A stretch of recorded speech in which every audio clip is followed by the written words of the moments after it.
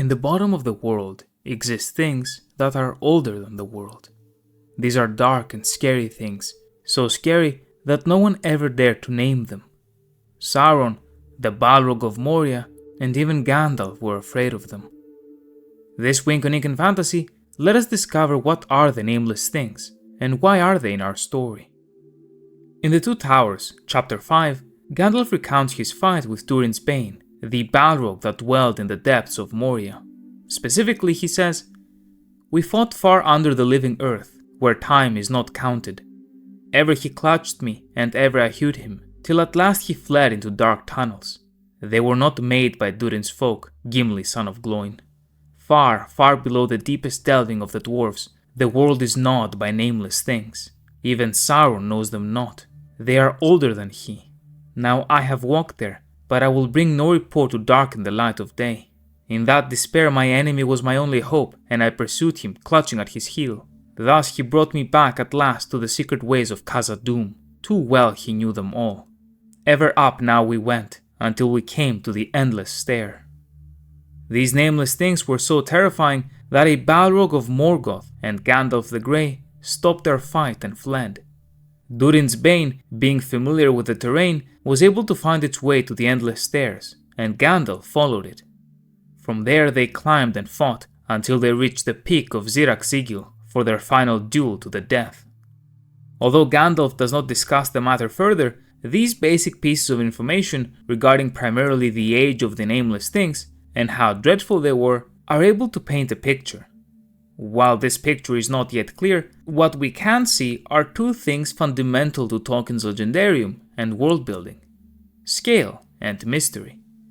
The first from their reference relative to Sauron, who is a primordial being that participated in the creation of the world, and the second from Gandalf's vagueness and refusal to elaborate.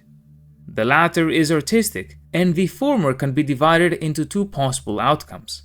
The Nameless Things are either literally older than Sauron, and therefore the Silmarillion is hiding something in between of Eru Ilúvatar and the creation of the Ainur, or they are simply older than Sauron's fallen nature, and not Myron, who was the original spirit.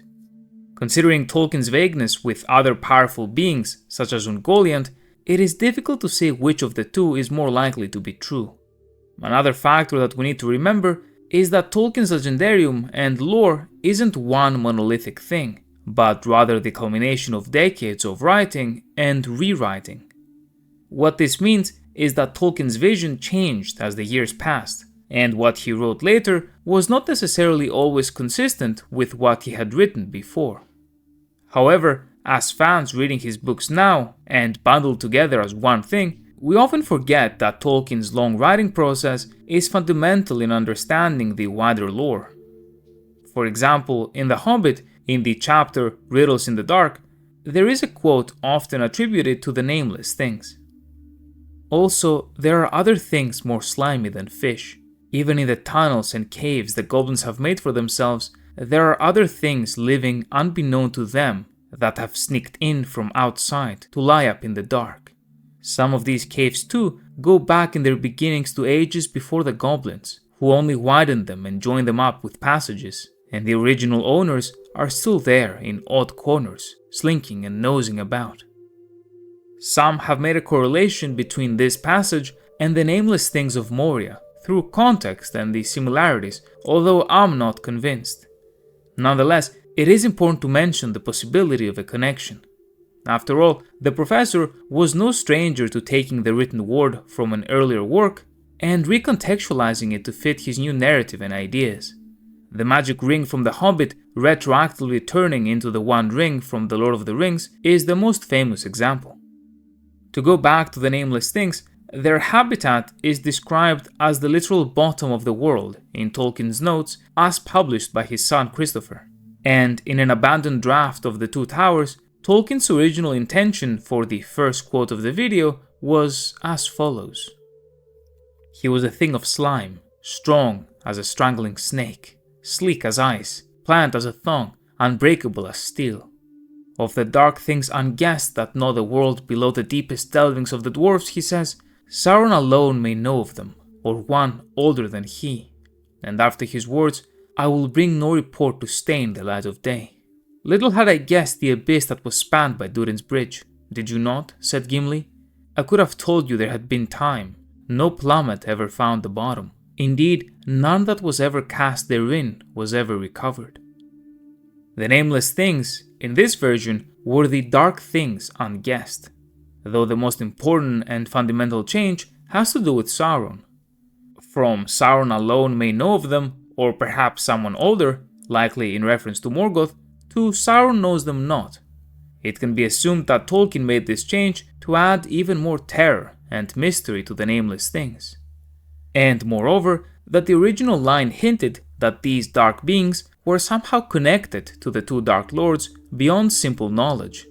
Perhaps things unguessed were their creation.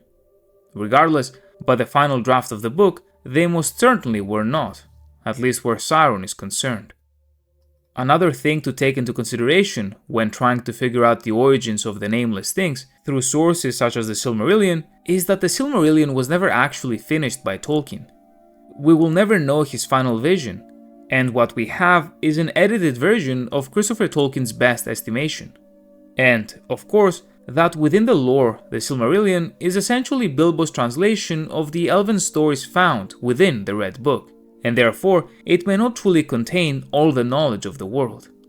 This is important as when discussing the origins of the Nameless Things, we have it deep in our minds that in the beginning there was Eru, and then Eru made the Ainur, and from them was made the world.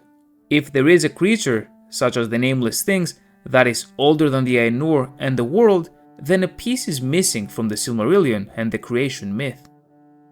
But if it is true that Tolkien made the reference to Sauron so as to mean older than Sauron's fall to evil, and not Sauron himself as a spirit, then these Nameless Things could have still been a creation of the Dark Lord Morgoth. This would make some sense, as Morgoth participated heavily in the original forming of the world, both directly and indirectly through his discord of the music of creation.